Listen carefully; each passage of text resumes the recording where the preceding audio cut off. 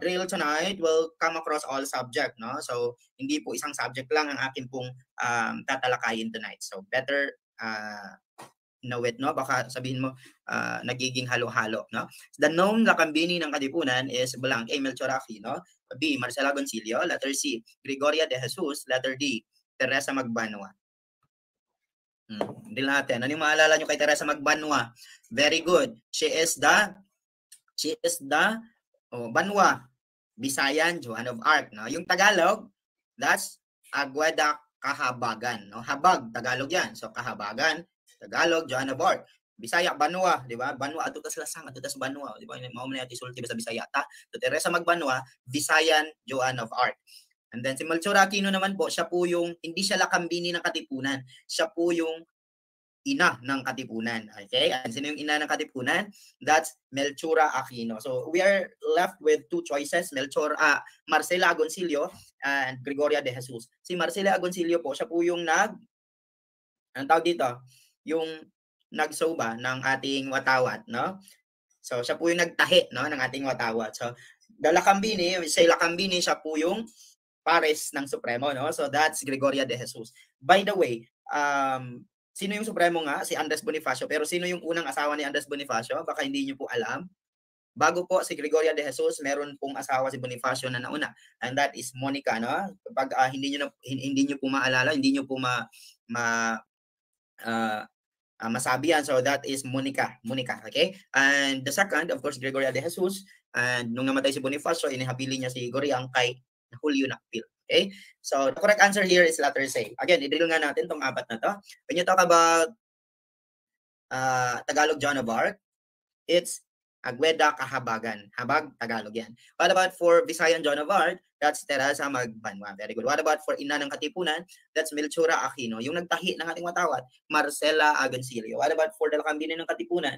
Gregoria de Jesus. Sino naman po yung Supremo? Si Andres Bonifacio. Sino yung unang asawa ni Andres Bonifacio? Si Monica. Na-explain ba natin tong item na to? Very good, no? Na-explain natin. So next item tayo. Nakatama sila lahat, pero meron nagkakamali. May sumugot ng letter B, hindi po letter B, ha? So, that's it. Maraming salamat po sa Star Sanders natin. Shoutout po kayo mamaya, ha? Sige. Ang dapat mabatid ng mga Tagalog ay akdani. Again, ang dapat mabatid ng mga Tagalog ay akdani, ay Haina, B. Rizal, C. Bonifacio, letter D. Del Pilar. Again, ang dapat mabatid ng mga Tagalog ay akdani, A. Haina, B. Rizal, C. Bonifacio, D. Del Pilar. Ano sagot nyo? Sige. You only have 10 seconds, no? Mabilisan kasi itong Gen Ed, eh. Dapat sa Gen Ed, kapag nagsasagot ka sa board exam mo, you are not going to spend any amount of time or energy. Sorry. You're not going to spend any amount of energy sa utak. So dapat, pag nakita yung tanong, may sagot ka na agad. You need not think rigorously, no? Hindi po pwedeng ganon. Kailangan po, pagbasa mo ng question, may sagot ka agad. Okay? Kahit wala pang choices. Saan sagot dito? Sabi ng iba, Rizal daw. Ang dapat mabati ng mga Tagalog, si Rizal daw. O, di ba? So, kapag ngayon ng board exam, tapos ito yung tanong number 1, ligwak kayong lahat, no? Pag-usapan natin si Haina. Ano ba yung mga nagawa ni Haina? Ang nagawa po ni Haina, yung Fray Butud. Tandaan niyo po yan. At si Haina po ang first editor ng La Solidaridad. Okay? And La Solidaridad is the newspaper of Katipunan, newspaper of the propaganda movement. And the objective of the propaganda movement is to become a province of Spain. Ulitin natin. Yung mga nagawa ni Haina, Fray Butud. Siya yung first editor ng La Solidaridad. At ang La Solidaridad ay newspaper ng propaganda movement. At ang objective ng propaganda movement ay to become a province of Spain. Nakuha mo po yan? Yes. Rizal naman po, maraming lumalabas kanya sa board exam, pero limit lang natin muna sa propaganda movement. Siya po yung tinatawag na most cultured among the propagandists. Again, ano siya? Most cultured among the propagandists. Okay? Kapag naman po si Del Pilar, siya po yung second editor ng La Solidaridad. Okay? Again, ano siya? Second editor. At siya po yung may akda ng dasalan na tuksuhan. Okay? Yung may 10 utos ng praile. Dasalan na tuksuhan, Del Pilar. Frailocracia, Del Pilar pa rin. Ulitin natin yung tatlo. Pag sinasabi natin first editor ng La Solidaridad, Haina. And La Solidaridad is the newspaper of the propaganda movement. And the objective of the propaganda movement is to become a province of Spain. Who is the most cultured among the propagandists? Si Rizal. What about for Frailocracia? Sino yan? Del Pilar. Ano pa yung isang ginawa ni Del Pilar? Dasalan at tuksuhan. Who is the second editor of La Solidaridad? That's Del Pilar. That's how you're going to attack these concepts, no? Walang makakataka sa atin dyan. What about for Bonifacio? Si Bonifacio naman po ang ating tinatawag na Supremo ng Katipunan. Siya po yung may akda sa ang dapat mabatid ng mga Tagalog. Okay? Ang sagot po rito is Bonifacio. Again, ang dapat mabatid ng mga Tagalog ay akda ni Bonifacio. O, di ba nagkakamali kayo? Di ba? O, ligwak ang taong bayan sa katanong na to. Ayos. O, lumabas po si Del Pilar Prilocrasio. Lumabas daw, di ba?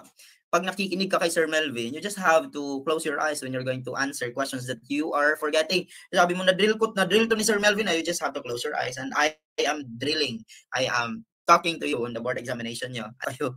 Tapos sabi nyo, nagmumulto at taon to, nanggo-ghost si Sir Melvin. Ayan, so i-drill nga natin, balikan natin. Again, pag sinasabi nating Fray Butod, Haina. At si Haina ang first editor ng La Solidaridad. At ang La Solidaridad ay newspaper ng propaganda movement. At ang objective ng propaganda movement ay to become a space. Sino naman po yung second editor? Si Del Pilar. Sino naman po ang may akda ng dasalan at tuksuhan? Si Del Pilar pa rin. What about the most cultured among the propagandists? Si Rizal. Haina, Rizal, and Del Pilar, ang tawag sa kanila, triumvirate of the propaganda movement. Again, ang tawag, triumvirate. Tandaan mo po yung triumvirate kasi lumalabas yan. Si Haina, si Rizal, at Del Pilar lang yan. Okay? And then, sino po ang may akda sa dapat mabatid ng mga Tagalog? That is our very own Bonifacio. Tanong ko nga sa inyo, si Bonifacio, si Rizal ba kasali sa Katipunan? Sa pagkakaalam ninyo, si Rizal ba kasali sa Katipunan? Ay, very good. Hindi siya kasali sa Katipunan. Bakit, sir? Palagi may picture si Rizal kapag merong operasyon sila Bonifacio kasi siya po yung isa sa mga inspirasyon ng ating mga Katipunero. No? Kaya nga sa tatlong baitang ng Katipunan, di ba? Meron tayong Katipon or anak ng bayan. Meron tayong bayani na Rizal, ang kanyang passcode. At meron din tayong Gumburza na kawal, di ba? So again, ano yung tatlong baitang ng Katipunan? Gumburza, and then anak ng bayan, and then bayani. Ang passcode ng bayani, Rizal. Ang passcode ng Gumburza, kawal. Okay? Ang passcode ng kawal, Gumburza. Ang passcode ng Katipon, anak ng bayan. Tandaan niyo po yung tatlo. Lumalabas din yun. No?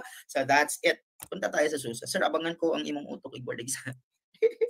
Pila man, sir. Ay, ayaw palit akong utok, sir. Pangatlong tanong na tayo. So, nagkakamali kayo kanina, for sure. So, kaya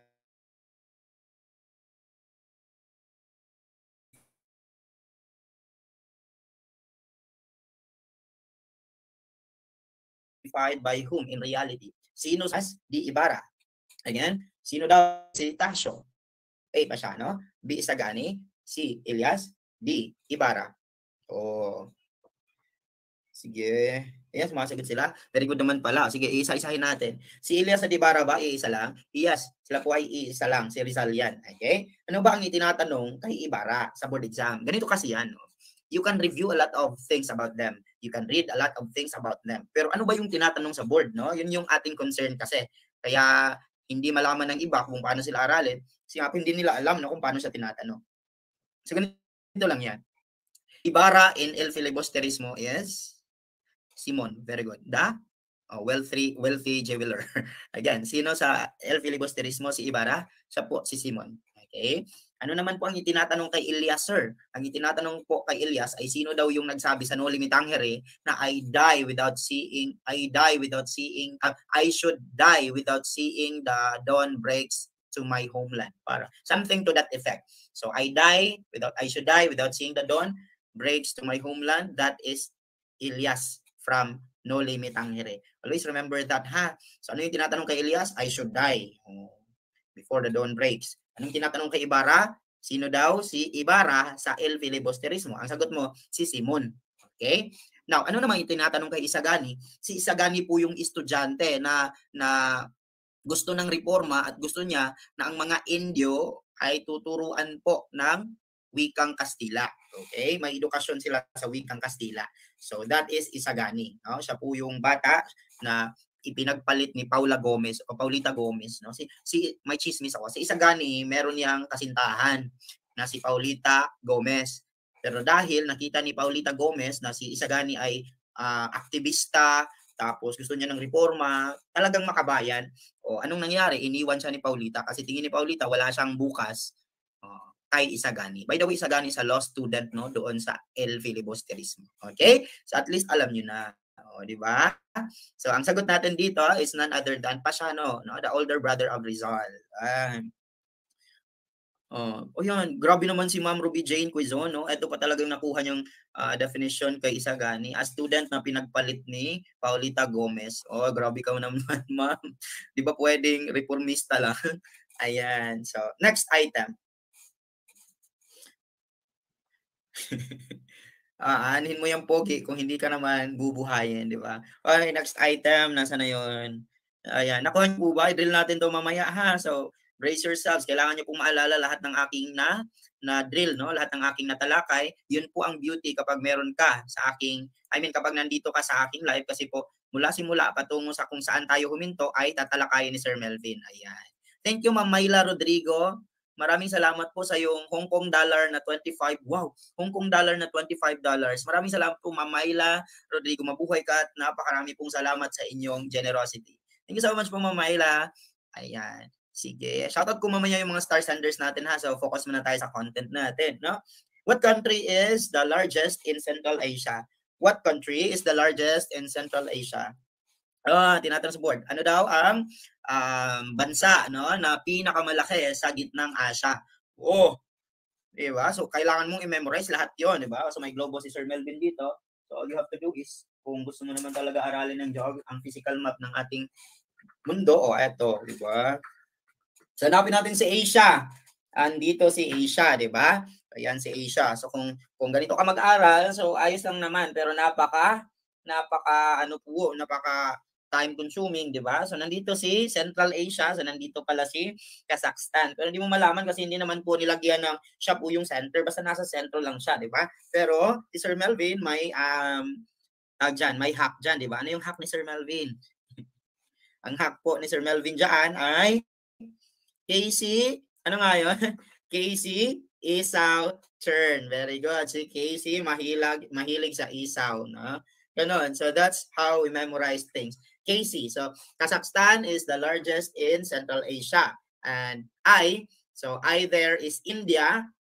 Siya naman po yung largest sa South Asia. Sa West Asia naman po, ang largest ay ang Arabia. And then ang China naman po ang pinakamalaki sa East Asia. And then, ang R dyan ay si Russia. Siya naman po yung pinakamalaki sa North Asia. So, ganito lang yan. Casey, isaw, turn. Ganun lang po kadali yung mga bagay-bagay. No? Hindi mo kailangan i-memorize isa-isa yan. Kailangan mo lang po ng strategy. No? So, again, Casey, isaw, turn. So, K4, wag na natin lagyan. Casey, isaw, turn. K4, Kazakhstan, Central. What about for isaw? I, India. S, Southern. Aw, A, Arabia, W, West. Turn, CH, China, E, East. RN, R, Russia, N, North. Ganun lang po kadali yun. Gusto ko makita yung reaction ni ma'am. Ganun lang pala yun. Di ba? Eto yun. Eto yun eh. Ma'am Mariel Aras. Sabi niya, ganun ba yun? So, ganun lang po yun, ma'am. No? Basta't nandito kayo, gagawa natin ng paraan kahit talukuhan yan. Basta't maalala niyo lang, gagawin na po natin. So, that's Kazakhstan. Very good. By the way, what's the smallest country in Asia? That's Russia. That's Maldives. Okay. And then what about for the smallest in the world? That's Vatican. Okay. Vatican. Second is Monaco. Third is Nauru. Kung hindi ako nagkakamali muna. Fourth is Nauru. I don't know. Basta yung smallest lang Vatican. Siya yung lumalabas. No? So trivia na lang yung iba. Okay? So yung Maldives po, smallest in Asia. Pero smallest in the world, Vatican. Okay? Largest in the world, Russia. Okay? Yon. Nilinaw ba? Next item. Ay, nawala. Next. A point in the orbit of a body circling the sun that is closest to the star. The point of the orbit of a body circling the sun that is closest to the star. A, aphelion. B, perihelion. C, apogee. D, perigee. So ito yung mga bagay-bagay na kapag hindi nyo alam, abay dapat meron kayong clue dito, no? Sagot, 10 seconds. Habang sumasagot kayo, call out ko muna ito mga pagbigay nating kababayan. Ayan. for a while. Shout out Ma'am Mary Ann Gaviola. Maraming salamat po sa 75 stars niyo, ma'am. Malaking tulong po ito sa ating live stream. And shout out kay Ma'am Alisa Gusiad. Ayan, shout out po Ma'am Alisa. Maraming salamat po sa pa-stars na sinend ninyo. Mabuhay po kayo Ma'am Alisa. Ayan. Okay, ano sagot ninyo?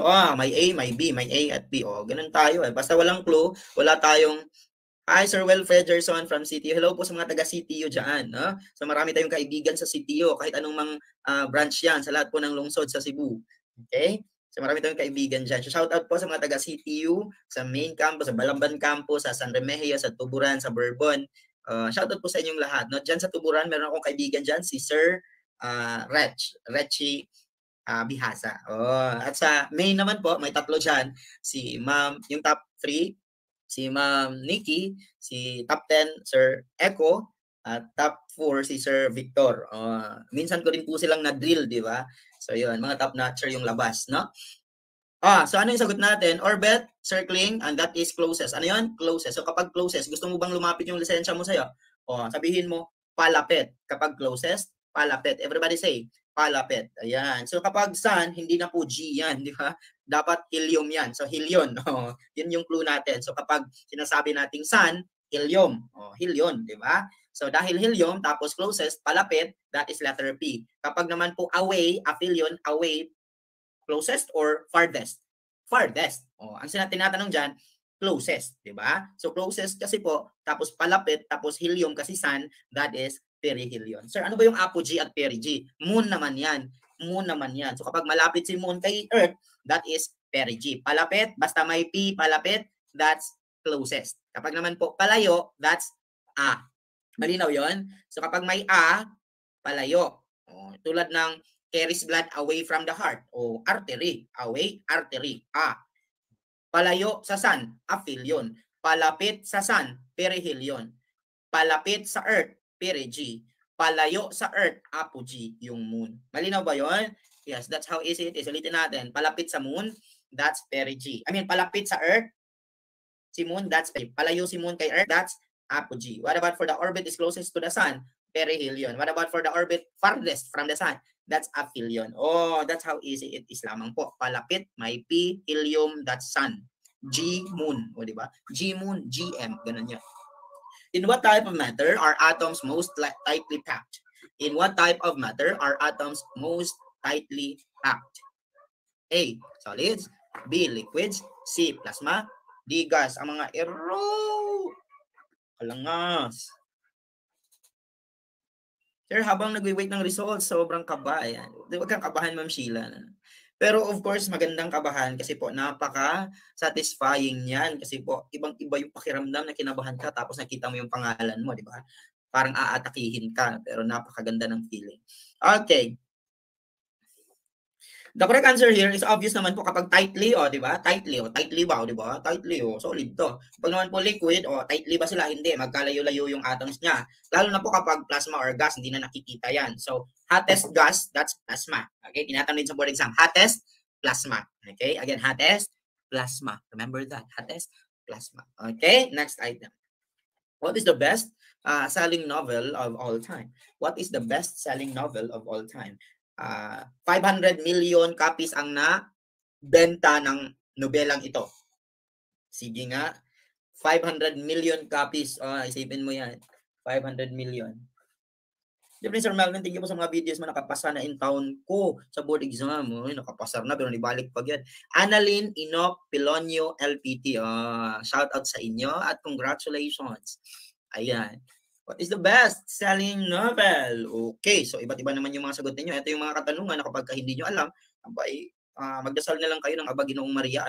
So, at least atin pong nadaanan at swerte ka na iyo pong napanood, di ba? So, the correct answer for this one is none other than Don Quixote. Okay, Don Quixote po was sold 500 million times. Okay? So that's how many books yung nabenta sa kanya. Ang sumunod ay yung Tale of Two Cities na 200 million lamang po yung copies na nabenta. So ang layo po, di ba? Tapos pangatlo po yung The Lord of the Rings. Okay? Pang-apat Yes, no? And then pang-apat naman po yung The Little Prince. Okay? Only the heart can see rightly because what is essential is invisible to the eye. Lumabas yan sa board exam. Little Prince lang yan. Sinong sumulat? Exupéry. Oh, di ba? So the correct answer here is Don Quixote. Okay? It's the best-selling novel of all time. Yeah. Next item. Okay, hindi na naman siya nag-next. Oy, by the way, sige, i-drill nga natin mula simula, no? I-try lang natin kung kaya nyo pong balikan yung mga na-tackle na natin. Ano, again, sino nga yung Lakambini? Very good. That's Gregoria de Jesus. Sino naman po yung Tagalog Janovar? Kahabagan. Sino naman po yung Bisayan? Teresa Magbanwa. Sino naman po yung nagtahe sa Katawad? Marcela Agoncillo and Friends. Sino naman po yung ina ng Katipunan? Si Melchura Aquino. Sino nga yung sumulat ng Lasala na Tuksuhan? Si Del Pilar, ikaw naman, no? Sino naman po yung first editor ng La Solidaridad? First. Hayna. Sino naman po yung most cultured among the reformists? Rizal. Si Rizal, Hayna, and Del Pilar ay tinaguri ang triumvirate ng propaganda movement. Ano nga yung objective ng propaganda movement? To become a province of Spain. Ano nga yung newspaper ng propaganda movement? La Solidaridad. Sino naman po yung may akda sa dapat mabatid ng mga Tagalog?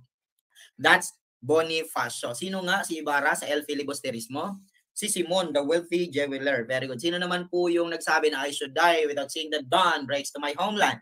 That's Elias. Sino naman po yung pinagpalit kay Paulita Gomez? Si Isagoni, kawawa naman. Sino naman po yung sa totoong buhay si Tasio? Si Pasiano. Very good. Pag sinasabi natin Central Asia, ano yung pinakamalaki dyan? Kazakhstan. Pag sinasabi naman natin China, asan siya na-locate? East. Pag sinasabi naman po natin North, ano pinakamalaki doon? Chern, R, Russia. Pag sinasabi naman po natin West, ano pinakamalaki doon? Sa Asia? That's Arabia. Ano ang ating mnemonics dyan? Casey, Isaw, Chern. Very good. Palapakan mo yung sarili mo. Hindi pa tayo tapos. Sa pag sinasabi naman natin palapit sa sun ang orbit, that's perihelion. Palapit, closest, perihelion. Palayo, away, aphelion. Okay? Pero kapag moon naman, ang orbit ng moon palapit sa Earth, that's perigee. Kapag naman po ang orbit ng moon palayo sa Earth, that's apogee. Malinaw ba yun? Yes. Again, ano nga yung type of matter na nag-pack sila together? That's solid. Pag sinasabi natin hottest, that's plasma. Malinaw ba? Yes. Again, what is the best-selling novel? That's Don Quixote. What is essentially invisible to the eye? That's The Little Prince. Sino sumulat? Si Exupéry. Anong kapatid niya? Si Flower Rose. Joke lang. Hindi sila magkapatid. Dalawang akda yan ni Exupéry. A fictional character who appears in the three plays by William Shakespeare.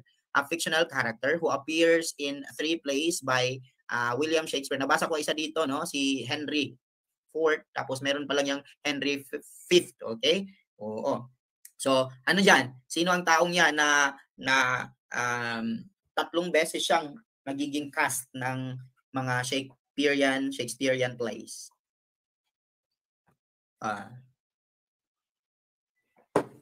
Hamlet, kasi siya yung alam namin. So, yun yung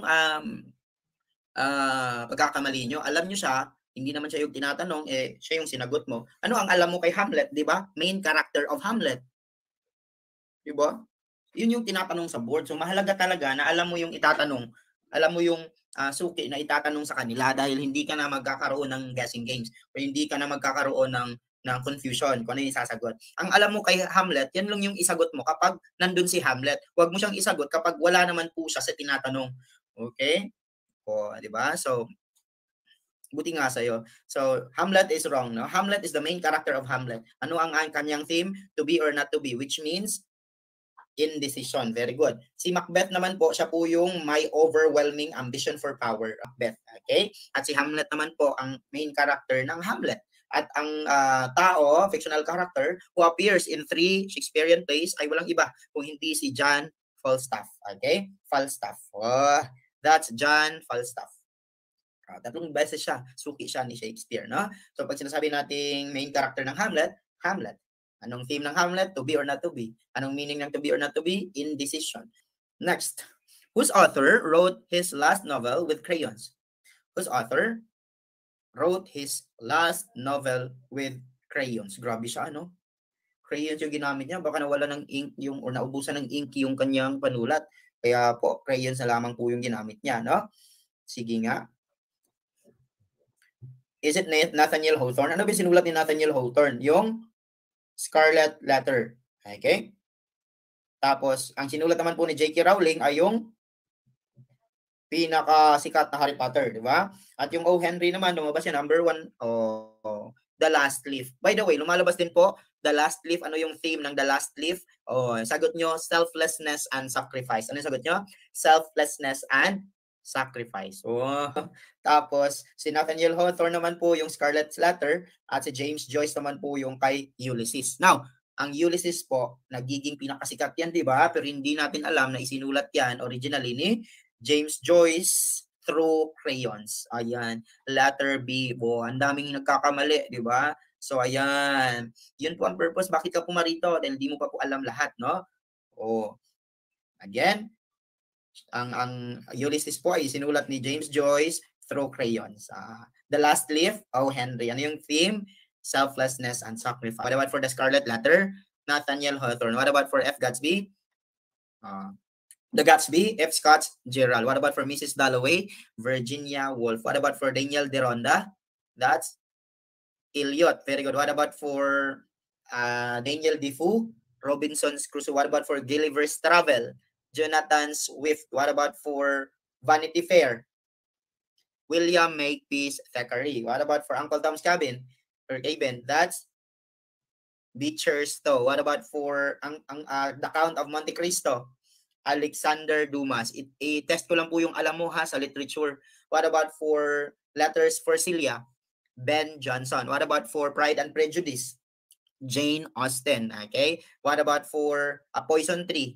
That's William Blake. Okay. Ano yung A Poison Tree na yon? Apple. Apple. At ang apple na yon represents trap. Ano yon? Trap. Okay. Malinaw ba? Yes. What about for Arabian Nights? Sino ang Arabian Nights po, collection ng stories yan, no? So, isa sa mga kwento dyan ay yung Aladdin. Okay, Aladdin's Lamp.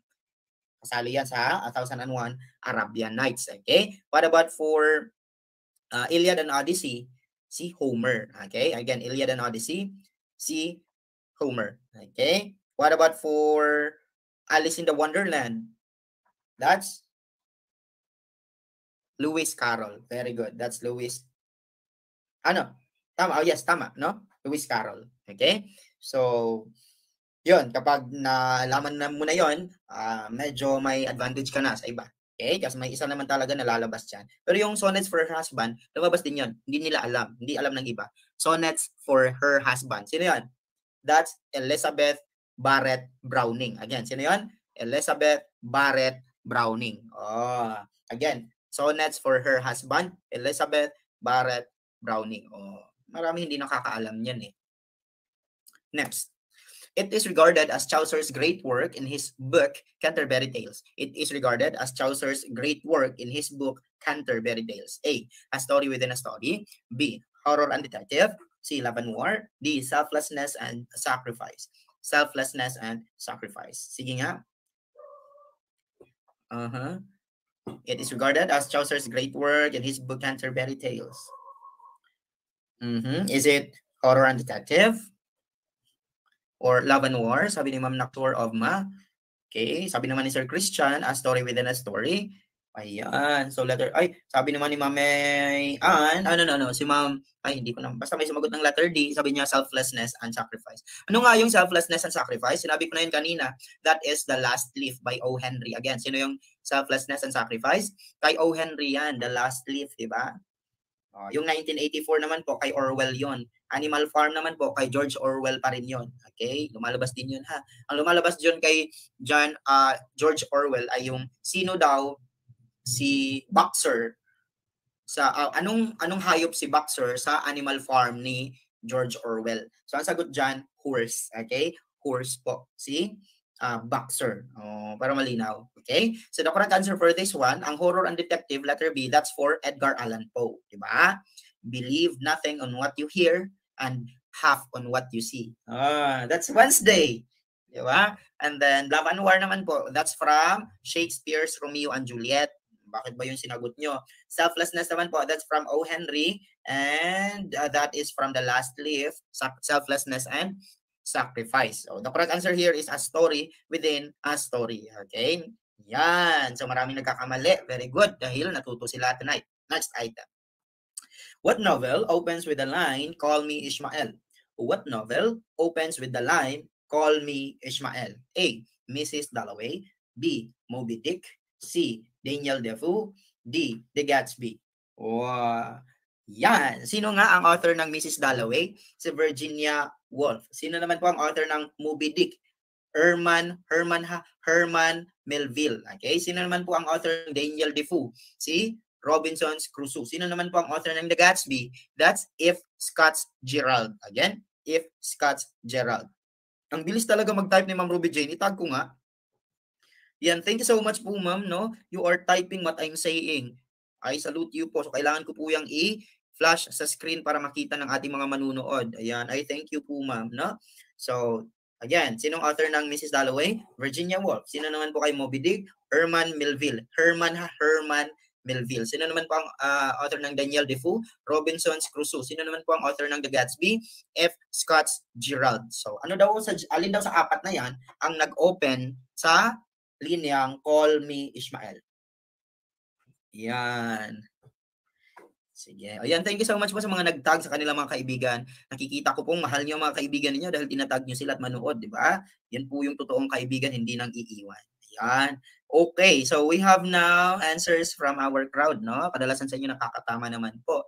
Pero yung iba nagkakamali. So, the correct answer for this item is, palakpakan mo ang sarili mo kapag ikaw po ay nakatama because that is for Herman Melville, Moby Dick. Okay? Letter B po ang sagot dyan. Moby Dick. Okay? By Herman Melville. Herman Melville. Okay? Next item. Two chambers combined into one, and the term almost always describes a governing body is called blank. Again, two chambers combined into one, and the term most always describes a governing body is called blank. A. Bicameralism. B. Unicameralism. C. Tricameralism. D. Parliamentarism. So, teachers, huwag kayong malito kapag ganito yung tanungan, ha? So, ayan. Yan. Sige, punan nyo pa para mas magiging maganda ang live natin tonight. O, ayan, may nagalit. So, iban ko nga itong nagalit. Ayan.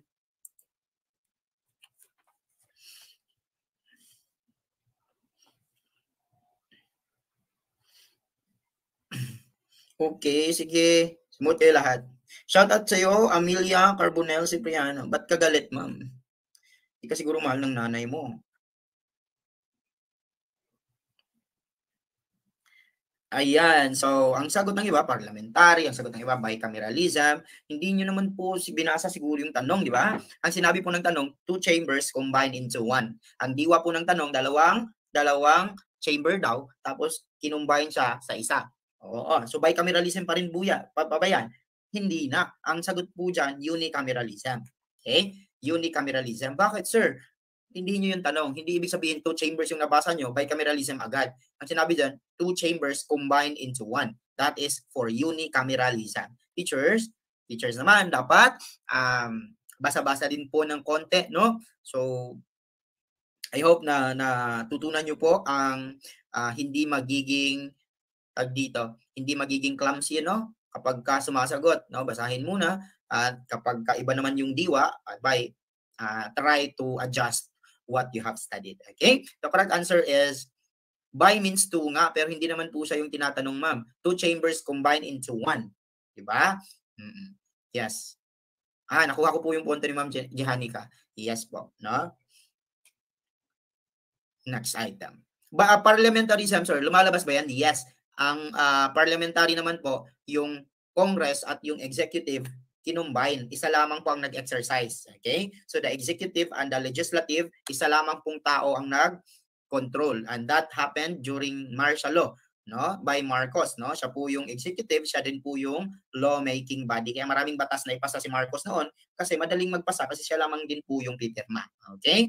So that's parliamentary. Meron bang tricameralism? Wala pong gano'n. Ang bicameralism, lumalabas ba siya, sir? Absolutely. Lumalabas po si bicameralism, lalo na kapag nabanggit si Jones Law. Again, kapag nabanggit si Jones Law at ang ating kasalukuyang Congress, bicameralism yan. Pero kapag ang tanong po, two chambers combined into one, wag agad bicameralism. Isipin mo muna, kinumbine daw. Unicameralism na yan. Okay? Next. Whose poet wrote the following lines? Two roads diverge in a wood. and I took the one less traveled by many. Okay, who wrote the following lines? Two roads diverge in a wood, and I took the one less traveled by. Si, no, ite. Ayan. Yan, tinype na naman ni Ma'am Ruby Jane. Thank you so much po, Ma'am Ruby. Ayan. Rudyard Kipling po, ang iisipin nyo sa kanya, F. Okay, yung poem niya na F. F lang, IF. Okay? O basahin nyo yan, magiging totoong tao kayo dyan. No? Kapag naman po Ernest Henley, sa kanya naman po yung Invictus. Okay? Invictus. My head is bloody but I'm bowed. No? Kay Samuel Clemens naman po, yung Mark Twain lamang po yung lalabas siya. No? Mark Twain. Okay? Kay Samuel Clemens, ang lumalabas dyan, si Mark Twain na. At saka si Henley, ang lumalabas Invictus, my head is bloody but unbowed, that is a hyperbole. Pag walang hyperbole, alliteration, bloody unbowed, di ba? Pag sinasabi naman natin Rudyard Kipling, yung F na kanyang poem, at pag sinasabi naman natin stopping by woods in a snowy evening, tama ba? Stopping by woods in a snowy evening, yan. Kay Frost naman yan, okay? Stopping by woods in a snowy evening, kay Frost naman yan. At of course, itong line niya na to ay kay Frost pa rin to. Okay? Kay Robert Frost. Yan. Next item. Sa board, simile at metaphor lang naman lumalabas. Oo, pero lumalabas din yung alliteration na tinkle, tinkle, tinkle. Diba? Lumalabas din yung dito, yung di mahulugan ng karayom, di ba, sa Filipino. Okay, so huwag masyadong simile at metaphor lang, marami pa pong iba, no? Lumalabas din po yung oxymoron at paradox minsan. At bagong curriculum na po, so huwag nyo isipin na palaging simile at metaphor lang. Baka magsisisi kayo, no? So, aralin nyo po lahat. No? If you want to surely pass, then you have to surely study also. Next item. In Orwell's Animal Farm, what animal is the boxer? Oh, ito, sinabi ko na ito kanina. In Orwell's Animal Farm, what animal is the boxer? A, donkey. B, horse. C, pig. D, dog. Meron bang dog doon sa Animal Farm? Nakita nyo na po ba yung movie na to? Wala, no? Dog is not around. No? Pig lang, maraming pig doon. Si Napoleon, siya po yung antagonist at the same time protagonist. No? So the correct answer for this one is horse. Very good. No? Sinabi ko na to kanina, horse. Animal Farm, Orwell. What about for 1984? Orwell. Okay, next item. Ancient Greeks, fabulist and storyteller, famous for writing a collection of fables known as Aesop's Fable. Sino daw ang nagsulat ng Aesop's Fable na isang Greek fabulist and storyteller? A. Homer. B. Aesop. C. Shakespeare. D. Chaucer. Still nanonood sa inyo. Ayun. Thank you so much po, Sir John. Yeah. Again, sino daw ang Greek fabulist and storyteller na famous, kilala sa kanyang pagsulat ng, writing a collection of fables, and tinawag itong the greatest fable. Okay? Aesop's Fable po is the greatest fable. A. Homer. B. Aesop. C. Shakespeare. D. Chaucer. So pag nagkakamali kayo rito, magkakamali din po kayo kay Hamlet, no? Kasi po si Hamlet siya yung main character sa Hamlet. So kay Aesop, kaya nga tinatawag siyang Aesops kasi nga po si Aesop yung may sulat, no? So, Aesop ang sagot dito. Ano ba tinatanong kay Homer? May salitang vivid geographer. Ayan, ano tinatanong kay Homer? A vivid geographer. At ano ba? Yung Iliad and Odyssey. Ano pa? Iliad and Odyssey. Ano naman tinatanong kay Chaucer? Canterbury Tales. A story within a story. Again, Canterbury Tales. A story within a story. That's Chaucer. Very good. Ano naman po tinatanong kay Shakespeare? Marami po, no? Overwhelming Ambition for Power. Ano yung play? Macbeth. What about for To Be or Not to Be? Hamlet. What about for Love and War? Romeo and Juliet, which is not included in the most influential books of the world. Romeo and Juliet. Romeo and Juliet po, hindi siya kasali sa most influential books of the world. So what is the most influential book of the world then? That's the Bible. Okay? Again, ano yan?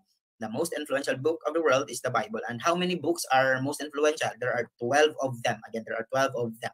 Okay? So, El Cid Campeador, Canterbury Tales, Book of the Suns, Book of the Dead, the Bible,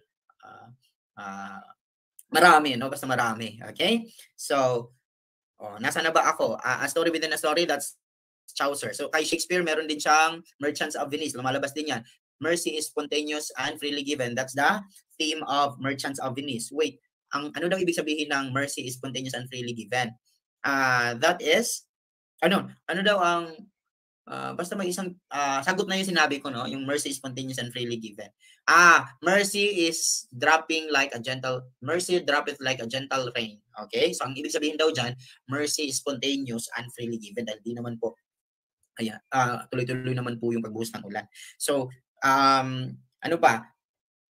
Si Shakespeare din po yung the greatest English writer. Siya din po yung the Bard of Avon, no? So, pag sinasabi nating greatest sonnet writer, si Shakespeare pa rin yan. Okay? So, the Morning Star of English Literature, that's Chaucer. Okay? So, ano yung sagot natin?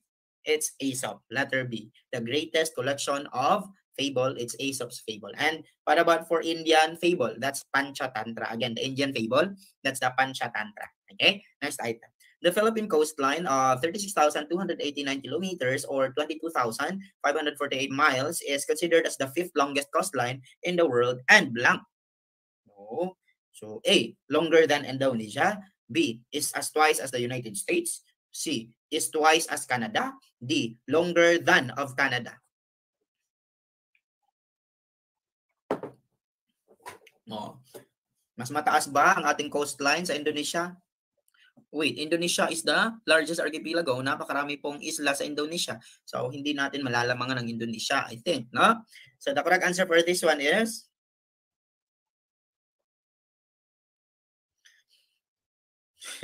sabi ni Sir Linwood, tapos na tayo rito.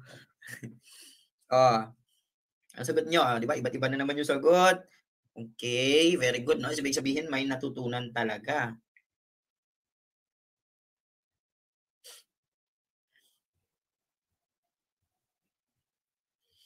Hi, Ma'am Michael Labador Dahilan. No?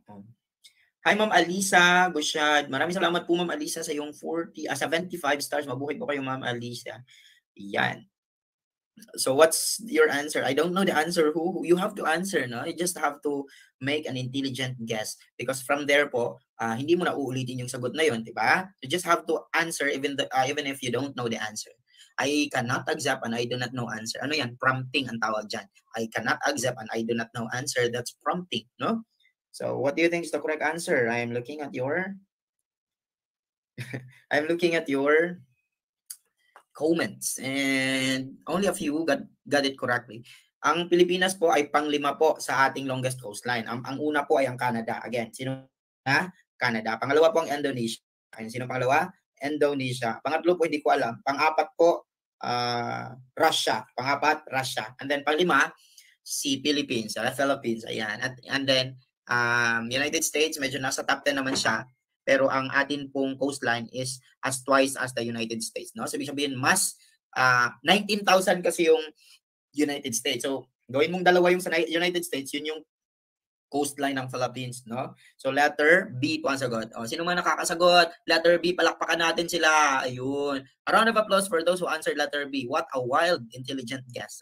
Educated guess, hypothesis. Very good. Pero yung mga nagkamali, lagi ka na lang nagkakamali, raise your hand. Ang hindi magtatas ng kamay, babagsak, halaka. Ayan, itaas ang kamay, iwagayway, tapos paluin mo yung sarili mo. Pak! Ayun, very good. Sige, go. Ayan. So, para hindi na uulitin yung pagkakamali, no? So, the correct answer is as twice as the United States. Again, ano yung biggest? Canada. Ano yung pangalawa? Indonesia. Ano yung pang-apat? Russia.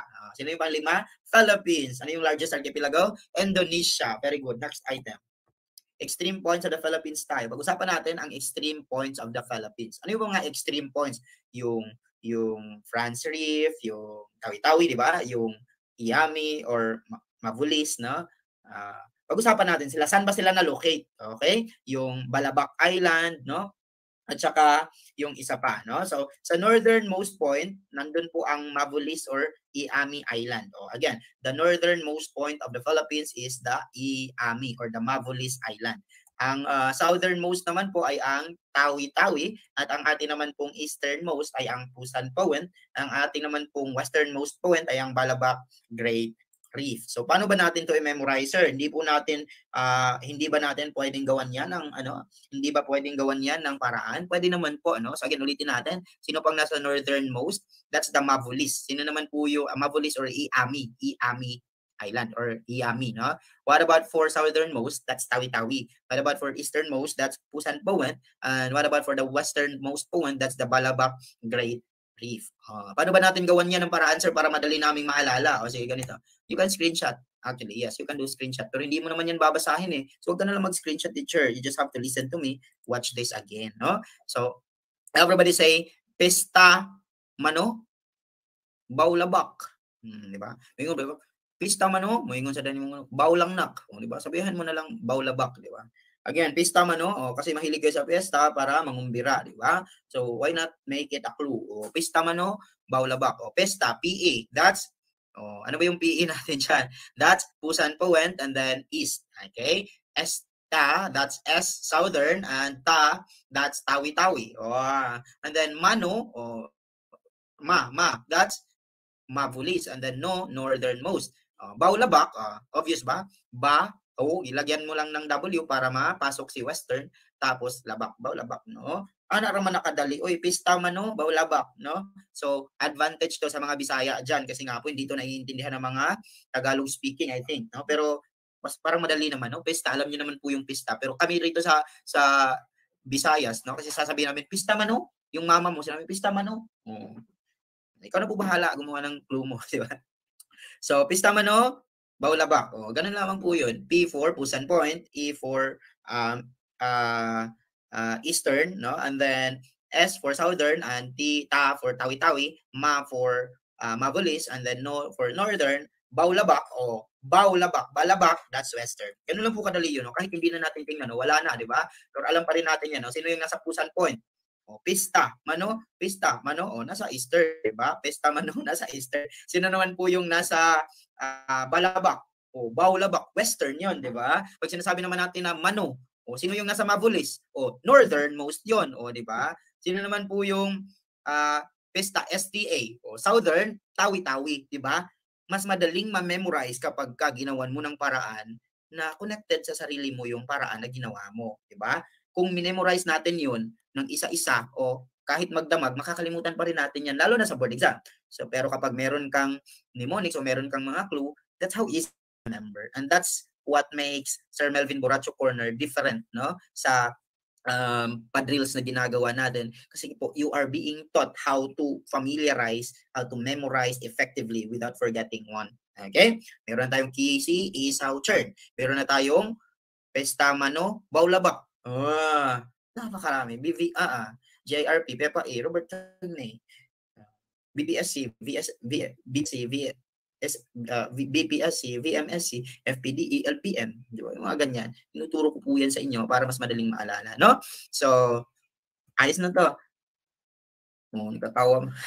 Ayan. So, class, i-upload ko ba to? Yes po, i-upload ko to sa YouTube. So, punta lang sa YouTube, makikita mo na po ang drill na to. Kasi mawawala to sa Facebook, i-delete ko to sa Facebook, no? Kasi 30 days lamang po yung palugit, mawawala na rin lang naman to, so i-delete ko na lamang po, no? Sa YouTube kayo mag-abang for the uploading. So, next item tayo. Okay, for a while. I-drill ko simula patungo sa huli, ha? So, tatapusin ko lang, no? Okay, ayos na to. Pesta mano, baulabak. Okay, si Isaw, Chern. Very good. BF ko bading. Very good, no? Bacteria, fission, corals, budding. That's how easy it is, no? Kapag of JDRB, Augustinians, Franciscans, Jesuits, Dominicans, Collects, Benedicts. Sige, magbigay kayo ng mnemonics ko i-memorize ko para sa inyo. Naku, di ko na naalala. Maalala mo yan, sir. You just have to repeat.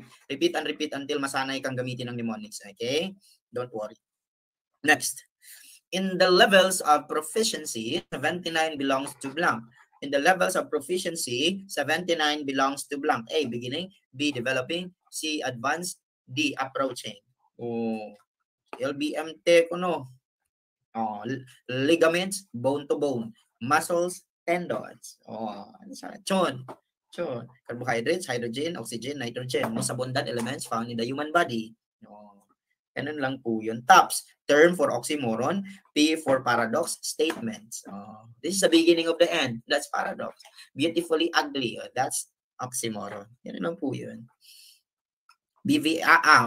Back to the heart, veins. Away from the heart, artery. So levels of proficiency natin, sumagot na kayo, no? Yun. Nagre-review po habang nagtuturo ng damit. Okay. So levels of proficiency tayo, no? Marami sa inyo nagkakamali, no? The last board exam. So atin pong i-simplify ito. Ang beginning, ano bang ratio ng beginning? Ito, oh. Yan, wala na naman. Yan. Beginning po, yan. Beginning 74 and below, no? So beginning did not meet expectation. Okay? Developing naman po 75 to 79. That's fairly satisfactory. Kapag naman po approaching, that's 80 to 84. Kapag naman po proficient, that's 85 to 89. Ano ba yung proficient? Very satisfactory. Ano naman po yung outstanding? That's advanced. Very good. Again, ano yan? Advanced. O yung 90 and above. So teachers, huwag ka lang mag-stick doon sa satisfactory, very satisfactory. Meron din silang beginning, developing, advanced, approaching na ibang term pero parehas lang po yung ibig sabihin. Okay? So again, pag sinasabi natin beginning, 74 and below. Pag sinasabi natin developing, 75 to 79. Ano yan sa descriptors ng ating grades? That's fairly satisfactory. Ano naman po yung 80 natin? Approaching. O pag sinasabi natin approaching, sa atin ay satisfactory.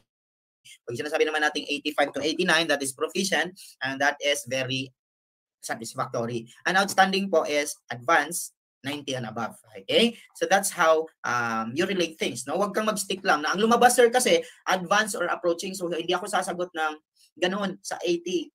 Yung 80 mo dapat dyan is developing ba? Hindi. Approaching na siya. Okay? That's satisfactory. So bigyan mo na lang ng ibang pangalan, teacher. Okay? Bigyan mo na lang ng ibang pangalan. So 79 here belongs to developing. Okay? Basta nag-watch ako ng live, parang ang dali ng oras. Ako rin, kapag nagsasalita ako, kapag hindi nawala yung boses ko, parang ang bilis ng oras. Pero at least, di ba, mabilis ang oras, natututo ka. Hindi yung nag-i-scroll up and down ka lang, nakikichismis sa mga buhay ng may buhay, tapos afterwards, napapagod ka. Wala kang natutunan, napapagod ka pa, kumakain ka na naman, pabigat na naman kay mama. So at least na, dito pa lang natuto ka, kahit mapagod ka dyan, ayos lang, kasi po, you are not the same. No, after the live kasi po may natutunan na dagdag na naman po sa halaman mo, di ba? Yan, you're welcome, Ma'am Turin Faith Baslot. Okay, so kuha niyo na po ito. Next item tayo na correct answer for this one is approaching ba? No, hindi, developing, letter B.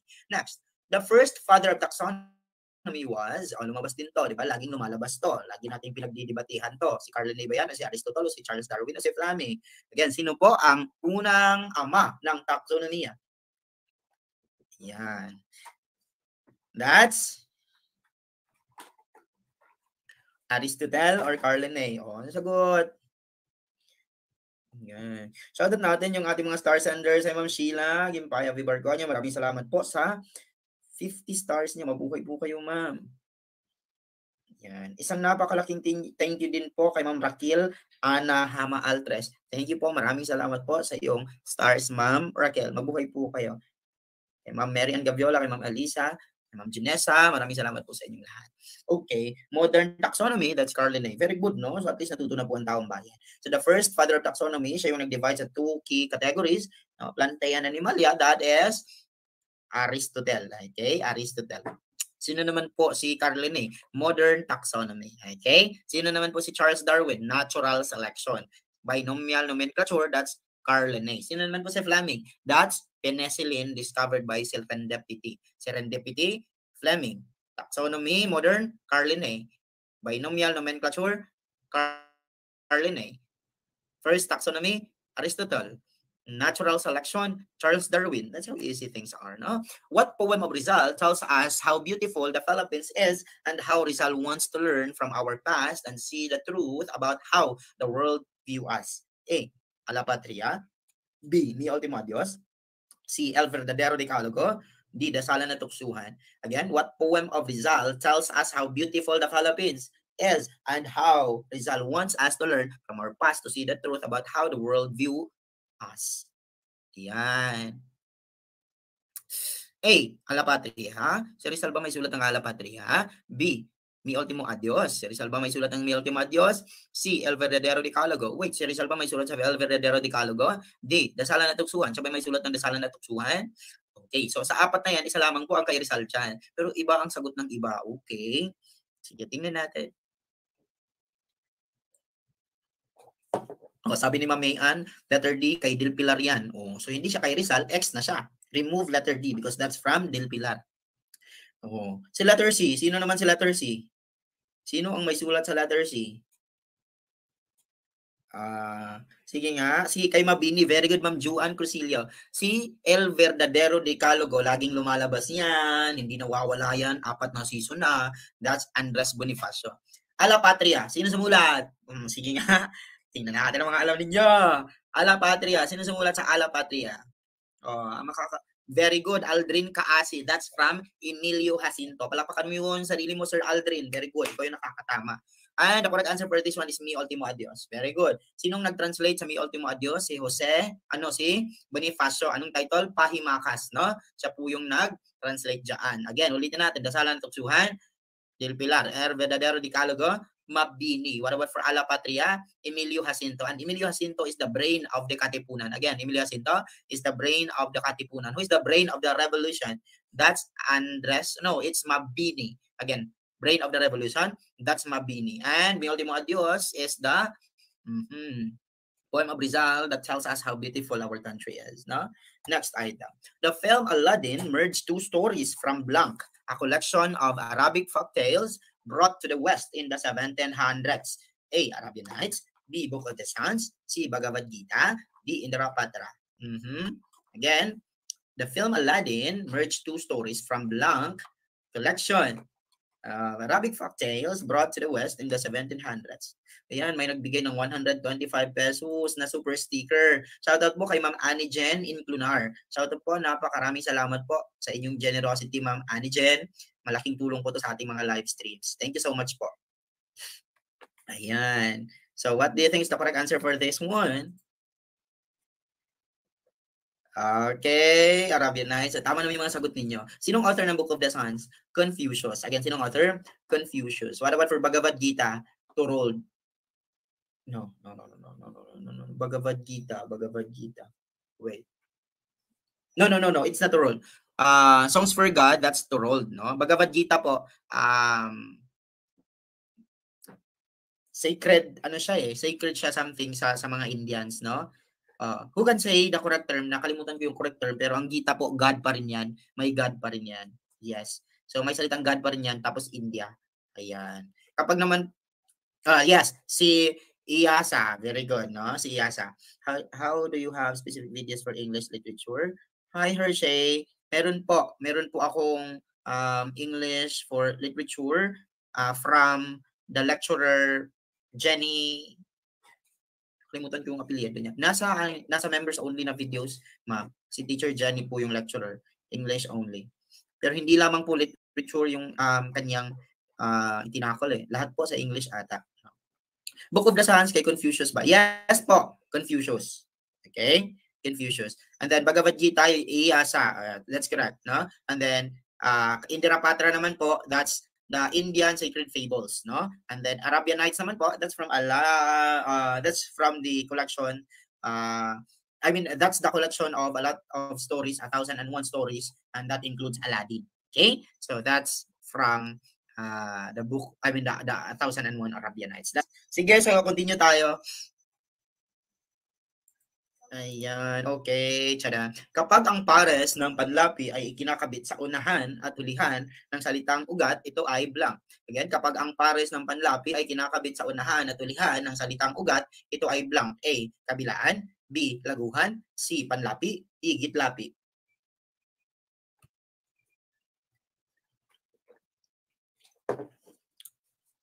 Okay. Read it carefully, kaya napakarami nagkakamali dahil hindi naman po sa hindi nila alam, nagiging sila pabaya sa pagsasagot, no? Hindi binasa na maigi. May nagsabi. Sabi ni Ma'am Chris B. Bye-bye. Nigawas ba na sa let ang Arabian Nights? Lagi ko na pong inuulit-ulit yan kahit wala pang let, no? So, yan. Okay. Sige, so the correct answer here is, pag sinasabi natin nasa unahan, unlapi. Pag nasa hulihan, hulapi. Kapag nasa gitna, gitlapi. Pero kapag nasa unahan at hulihan, kabilaan. Okay? Pero kapag nasa unahan, sa gitna, at sa hulihan, that's laguhan. Malinaw ba yun? Yeah, so the correct answer here is kabila. Before the coming of the first settlers from neighboring Asian countries, the earliest occupants of the Philippines were the Blanc, A. Indigenes, B. Negritos, C. Malays, D. Tabunman. So lumabas rin ito, potential at chemical, di ba? Gamit na gamit yung huling mga habilin ko, yung aking final drills. Yes. Sa final drills, as in, nasagasaan ko lahat ng siguro lumabas. So if you wish to join the final drills, just message me on Melvin Osabel Buracho page. Yan. Final drills from simula hanggang sa huling araw ng pagre-review.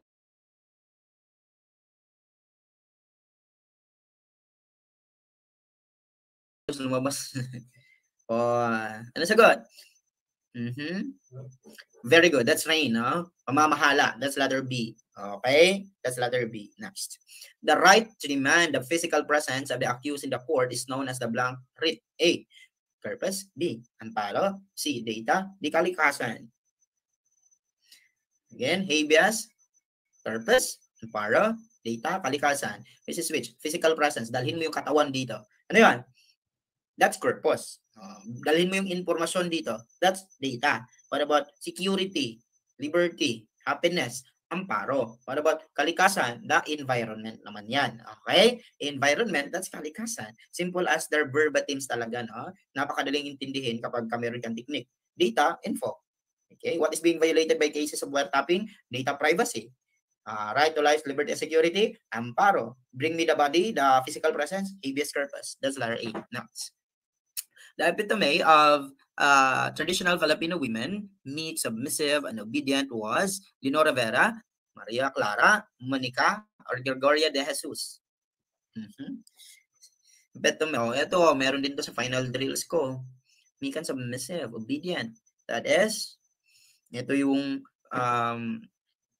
anak, no? Sa pagtataksil ni Doña Pia at Padre Damaso. Okay? Si Maria Clara po ay anak ni Padre Damaso na, ayan, sa kasamaang palad po, inabuso po siya ni Padre Salve. Batay sa kanya. No? So, yan. Maria Clara is the son of Doña Pia. And Doña Pia died because of giving birth. No? So, si Doña Pia po, ang asawa ni Kapitan Tiago. And then si Kapitan Tiago po ay pinagtaksilan.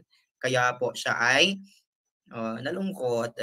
I miss you, Sir Melvin. Roon ta mag-watch ko videos ni mo, part na lang of gaining more knowledge kay LPT na ko. Oy, let me read your name, ma'am, with the LPT sa Marty, Daniel, Villanueva, LPT. Congratulations po, Ma'am Marty.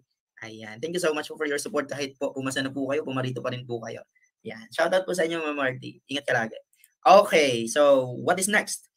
The correct answer is Maria Clara. The greatest love of Rizal is Leonor Rivera. And Monica is the first wife of Bonifacio. And the second wife is Gregoria de Jesus. Yes. Okay? Yeah, next item. By the way, no, I have prepared a different session with SOHCAHTOA.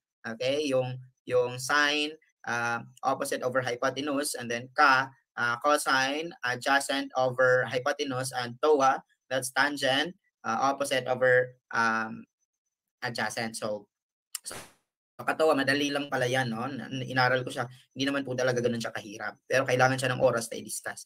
Ang SOHCAHTOA po, applicable lamang siya sa right triangles, no? So kapag oblique, hindi na po equal yung kanyang ratios, no? So kailangan right triangle siya para mahanap mo yung acute niya at isa pang acute doon sa isa pang angle.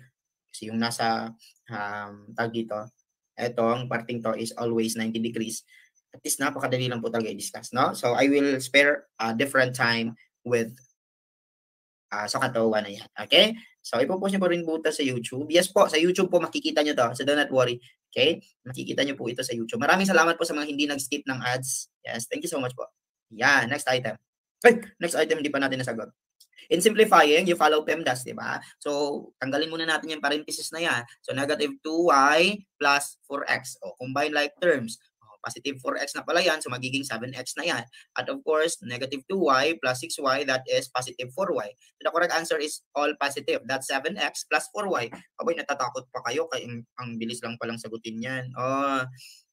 Uy, bakit letter C yung sagot nyo? It's letter B, 7x plus 4y. Bakit nagiging positive si 4, sir? Kasi po yung negative dyan na nasa kay labas ng 2y, no, nasa labas ng bakod, distribute mo pa yan, no? Negative 2y and then positive 4, negative times negative equals positive. So that is letter B. Very good, Sir Kenneth Jane Valmores. That's letter B, 7x plus 4y.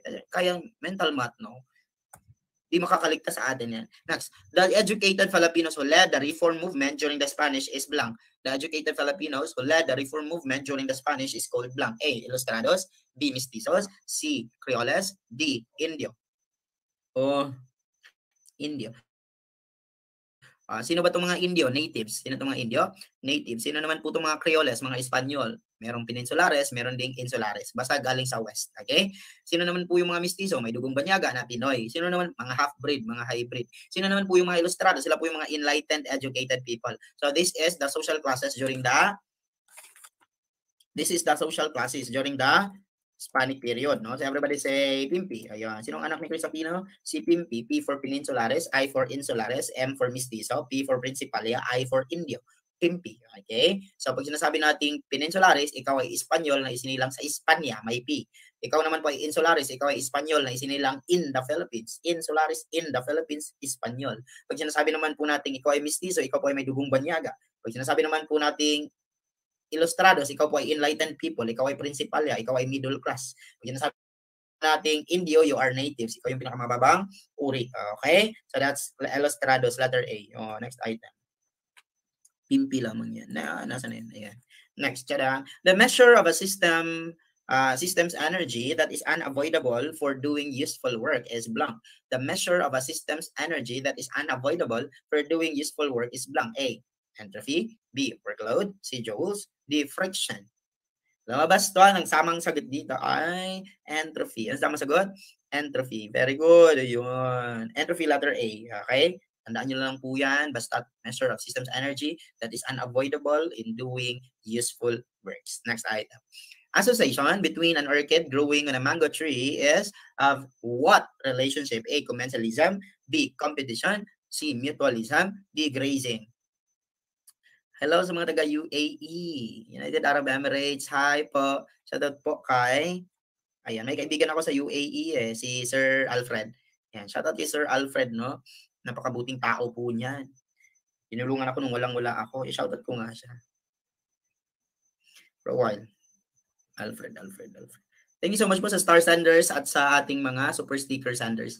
At sa mga hindi nag-skip ng ads, mabuhay po kayo. Napakaraming salamat po, no, sa inyo pong kabutihan. Okay, so we have now here a lot of answers and most of them may tama naman po. For a while lamang po kasi hinahanap ko si Sir Alfred. Ayan, may na-harm ba? Wala. May nag-benefit ba? Meron. So ang sagot?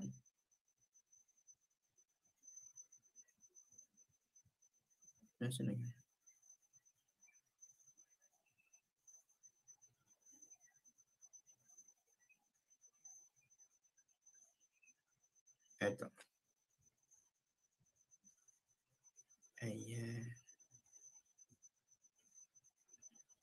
Ayan. So shoutout po kay Sir Alfred. Mabuhay ka, sir, no?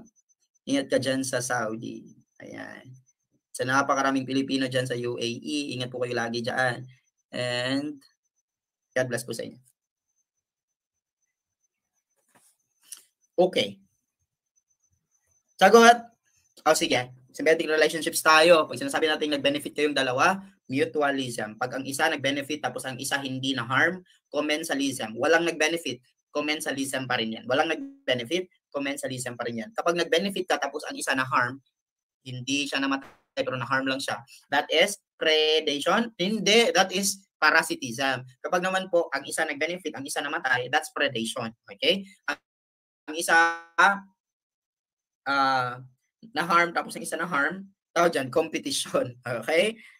So again, kapag kayong dalawa yung nag-benefit, mutualism. Tapos kapag ang isa na-harm, ang isa nag-benefit, parasitism. Kapag ang isa na hindi na-harm, pero ang isa nag-benefit, that's commensalism. Pag walang nag-benefit, commensalism pa rin yan. Kapag naman po namatay ang isa, that's predation. Pero kapag kayong dalawa, na-harm na kayo, competition na yan. No? Example dyan ay yung mango tree at yung avocado tree, itinapat mo silang dalawa, magkalapit silang itinanim, may competition dyan sa nutrients sa lupa. So the correct answer here, ano ba yung grazing, sir? Yung kalabaw na kumakain ng damo. Diba? Namatay ba yung damo? Hindi. Pero natulan lang yung damo. Inamputate niya. That's grazing. Okay? So the correct answer here is commensalism. Commensalism. Ayan. For a while, nawala yung PowerPoint ko. Ayan, nasa yan. Oh, eto. Ayan. A mango tree planted beside an avocado tree shows what? Relationship daw. A mango tree. Oh, di ba? Sinabi ko na kanina.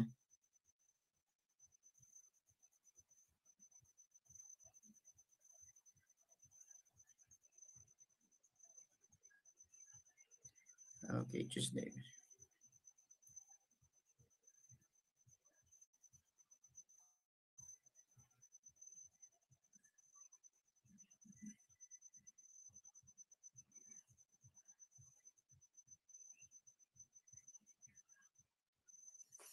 Competition. And you compete for your board examination so that you will pass, ha?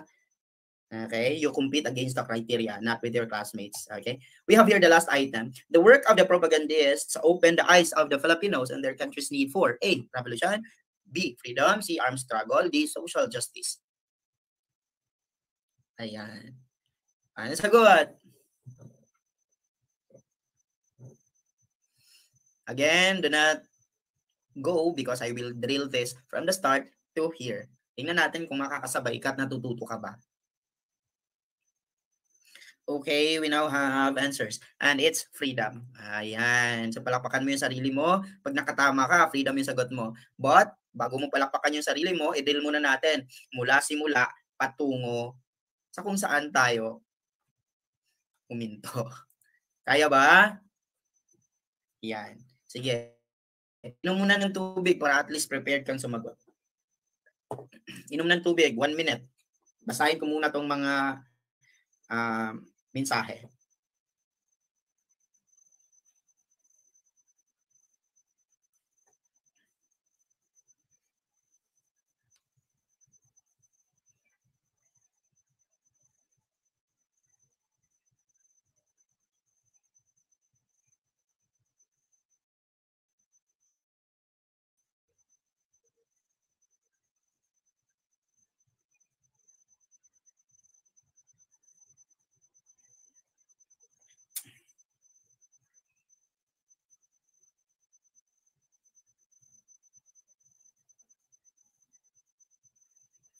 Okay.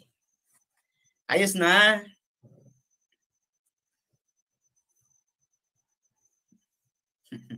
Sige, drill natin. What is the largest continent of the world that occupies 30.1% of the earth? Asia. Very good. What about for the smallest country of the world? Vatican City. Ayan. What about for which country that has the capital of Havana? Havana. Cuba. Okay? Nasabi ko yun kanina? Ay, hindi pala. Okay. Pag tinanong ka naman sa board exam, is Pluto a planet? Sagot? Not anymore, no? Because it is a dwarf planet lamang po. Pag tinanong ka naman sa board, how many teeth do you have? As an adult have 32. How many bones do you have as an adult? 300. What about for the babies? 206. What about for the babies? 300. Very good. What about for your blood? 5 to 6 liters. Okay? And what connects bone to muscles? Ligaments. What about for bone to bone? Bone to bone, ligaments. And then tendons to muscles, that's muscles to bones, that's tendons. Okay? Pag sinasabi naman natin, eto na, drill na talaga to, simula na to. Okay? What about for who is known as the Lakambini ng Katipunan? That's Gregoria de Jesus. What about for Visayan Joan of Arc? Magban. What about Tagalog Joan of Arc? That's Kahabagan. What about for Ina ng Katipunan? Melchora Aquino. What about for the brain of the Katipunan? Emilio Jacinto. What about sino yung nagtahi ng Watawat ng Pilipinas? Marcela Goncillo and friends. Very good. What about for, ang dapat na mabati ng mga Tagalog ay Akdani Bonifacio. Very good. What about for Dasalan na Tuksuhan? Dil Pilar. What about for Fray Butud? Haina. First editor of La Solidaridad? Haina. And La Solidaridad is the newspaper of the Reform movement or the propaganda movement, and the objective of the propaganda movement is to become a province of Spain. Who is the most cultured among the reformists? That's Rizal. And Rizal, Haina, Del Pilar are known as the triumvirate of the Katipunan. Si Pilosopong Tasio sa totoong buhay, siya ay si Pasiano. Sino naman po yung estudyante na iniwan ni Paulita Gomez? Lawyer student siya na gustong turuan ng mga Indio ng Espanyol. That's Isagani. Very good. Sino naman po si Ibarra sa El Fili? Si Simon. Sino naman po yung nagsabing I should die without seeing the dawn breaks to my homeland?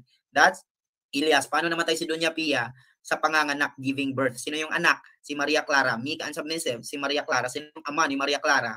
Si Padre Damaso. Again, sino? Si Padre Damaso. Punta tayo sa country na largest sa Central Asia. Central Asia. Kazakhstan. What about for North Asia? Russia. What about for East Asia? China. What about for Western Asia? Arabia. What about for Southern Asia? India. Anong mnemonics natin pag nakakalimutan? Casey, Esau, Chern. Very good. Pag sinasabi natin smallest country in Asia, Maldives. Smallest country in the world, Vatican.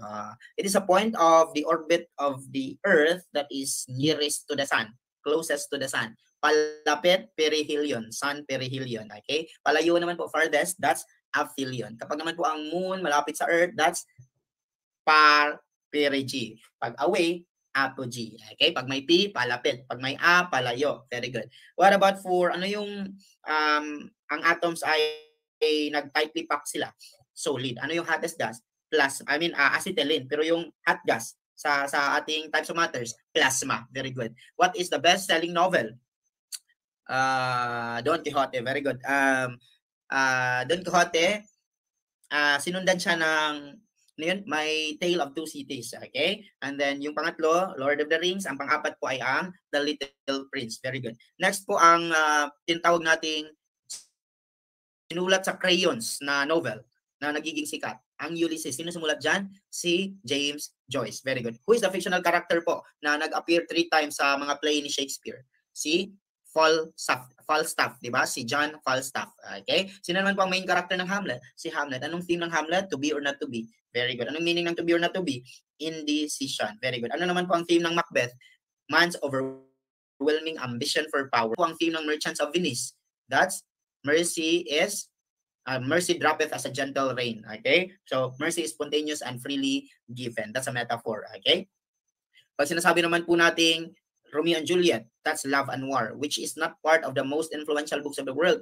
Romeo and Juliet. The greatest sonnet writer, that's Shakespeare. The greatest Bard of Avon, that's Shakespeare. Okay? So, that's all about Shakespeare. Pag sinasabi naman po natin theme ng The Last Leaf, sacrifice and selflessness. The Gatsby. F. Scott Fitzgerald. What about for Alice in the Wonderland? Lewis Carroll. Sino naman po yung Scarlet Letter? That's Nathaniel Hawthorne. Sino naman po yung Moby Dick? Herman Melville. Sino naman po yung Animal Farm? George Orwell. Sino naman po yung Pride and Prejudice? Jane Austen. Sino naman po yung Letters for Celia? Ben Jonson. Sino naman po yung Daniel de Ronda? That's George Eliot. Sino naman po yung Silas Marners? That's George Eliot pa rin. Yung Silas Marners, George Eliot. Ano yung pen name ni George Eliot? No. Mary Ann Evans. George Eliot yung pen name niya. Ang real name niya ay Mary Ann Evans. Sino naman po yung Flower Rose? By Exupéry. Sino naman po yung Iliad and Odyssey? Kay Homer. Sino naman po yung Aeneid? Kay Virgil. Again, Aeneid kay Virgil. Sino naman po yung Mrs. Dalloway? Virginia Woolf. Again, Mrs. Dalloway, Virginia Woolf. Sino naman po yung 1984? George Orwell. Si Boxer, anong animal siya? Horse. Again, si Boxer, anong animal siya? Horse. What about for A Poison Tree? That's from William Blake. Ano yung tree na yon? Apple. And the apple represents as trap. Sino naman po ang author ng The Count of Monte Cristo? That's Alexander Dumas. Sino naman po ang author ng Gitanjali? Rabindranath Tagore. Sino naman po ang author ng Gulliver's Travel? That's Jonathan Swift. Sino naman po ang author ng The Necklace? That's Guy de Maupassant. Sino naman po ang author ng Canterbury Tales? That's Chaucer's. Okay? Chaucer. Sino naman po ang author ng The Songs of Roland? That's Thorold. Again, sino yan? Thorold. Songs for Roland, Thorold. Ayan. The longest epic, Mahabharata. Again, the longest epic, Mahabharata. Uncle Tom's Cabin, sino sumulat? Si Uncle Harriet Beecher Stowe. Vanity Fair, sino sumulat? Si William Makepeace Thackeray. Again, sino yan? Si William Makepeace Thackeray. What about for Thackeray? Thackeray. What about for limutan ko yung iba. Wala na. Basta mawala sa momento, mawawala talaga. O sige, balikan lang natin later, no? Pag sinasabi naman nating ang Canterbury Tales ay na-regard siya bilang great work ni Chaucer because My Story Within a Story. Sino naman po yung horror and detective, by the way? That's Edgar Allan Poe, di ba? Believe nothing on what you hear and half on what you see. Okay? Pag sinasabi naman po natin, ano yung nobela na nagsimula sa linya na Call Me Ishmael? Ano yun? Kay Moby Dick. Sino sumulat ng Moby Dick again? Sir Herman Melville. Punta naman tayo sa social science. Pag sinasabi natin two chambers combined into one, unicameralism. Pag ang executive, kinontrol niya ang dalawa, executive at legislative, that's parliamentary. Pag sinasabi naman po natin two chambers lang, bicameralism. Para pag two chambers ginawang one, that's unicameralism. Pag dalhin mo yung katawan sa husgahado, that's corpus. Pag yung information, data. Pag yung security, amparo. Pag sinasabi nating kalikasan, that's environment. Okay? Pag sinasabi naman po natin ano yung sinong poet ang nagsabi na I took the one that is traveled by few. That's Robert Frost. Stopping by Woods in a Snowy Evening, that's from Robert Frost. Mark Twain, sino yun? Si Samuel Clemens. What about for Invictus? Sino yun? Si Ernest Henley. Okay? What about for If? Rudyard Kipling. Very good. Again, Rudyard Kipling. Pag sinasabi naman po natin sino sumulat ng Aesop's Fables, si Aesop. By the way, what is the greatest collection of fables? Aesop's Fable.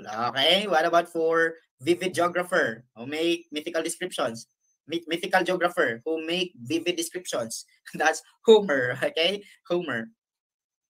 Punta naman tayo sa extreme points of the Philippines. Ang atin pong coastline, 36,000 yun, di ba? So, ano ang equal doon? Twice as the United States. Tandaan nyo po yun. Ano yung pinakamahabang coastline? Canada. Okay? Ano yung sumunod? Indonesia. O, yun lang po yung tandaan nyo. The largest archipelago, Indonesia. Okay? How many islands in the Philippines? 7,641. Okay? Let's go to the extreme points of the Earth. Extreme points of the Philippines. Sino yung nasa northernmost? Mabulis, Yami, di ba? Sino naman po yung nasa southernmost? Tawi-Tawi. Sino naman po yung nasa easternmost? Pusan Point. Very good. Sino naman po yung nasa westernmost? That's the Balabac Islands or Balabac Great Reef. Okay? So now, ano yung clue natin dyan? Pestamano, Baulabac. Pestamano, Baulabac. P for Pusan Point, E for east. S for southern, Ta for Tawi-Tawi. Okay, Pesta. Mano, Ma for Mavulis, No for northern. Very good. Baulabac o Balabac, western point. Kuha? Madali lang ba? Of course, hindi natin pinapahirapan yung taong bayan. No? So, teachers, pag tanong ka naman ng proficiency, ano yung 79? Developing. Ano naman yung 80? Approaching. Ano yun sa ating descriptor sa grade? That's satisfactory, yung approaching. Tandaan niyo po yun yung satisfactory, approaching siya. So ano naman po yung 85? Proficient. Sa ating descriptor dyan, very satisfactory. Sino nga yung 90 and above? That's the advanced. Ano nga yan sa descriptors natin? Outstanding. Malinaw yan? Yeah. So is the first father of taxonomy, by the way. That's Aristotle. Sino naman po yung modern?